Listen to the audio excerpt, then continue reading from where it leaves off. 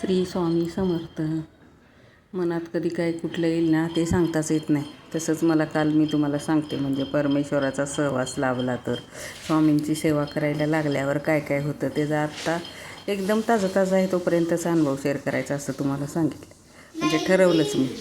तर काल काय झालं, नित्यसेवेचं पुस्तक वाचत बसलेली तेवढ्या वेळात असंच डोक्यात आलं, पण अरे आपण किती दिवस झाले शंकर महाराजांचा एवढं समाधी सोहळा झाला, काय झालं, पण आपण साधं तिथपर्यंत पण जाऊ शकलो नाही.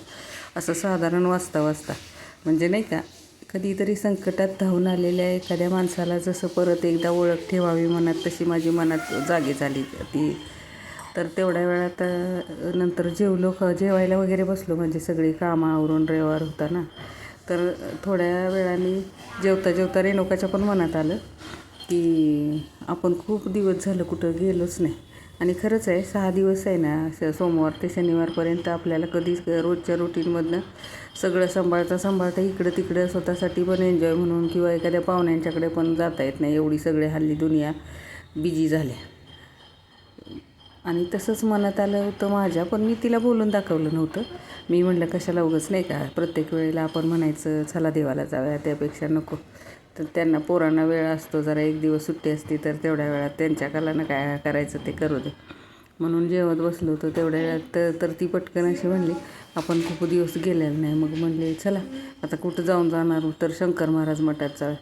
आणि खरंच तिच्या पण मनात ती थोडंसं जागं झालं. आणि मग नंतर ठरवलं, हां चला बरं झालं आपण जाऊयाच.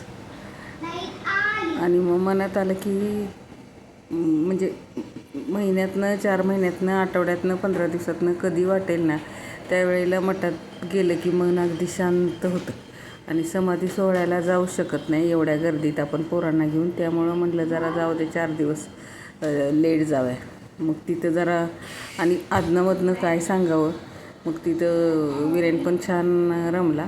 बाहेरच्या बाहेर एनी टाईम जाईल तेव्हा हल्ली गर्दी तर असतेच भरपूर, पण योगायोगानं प्रत्येक वेळी जातो ना, तर ह्या वेळेला पण तसा आरतीचाही होता.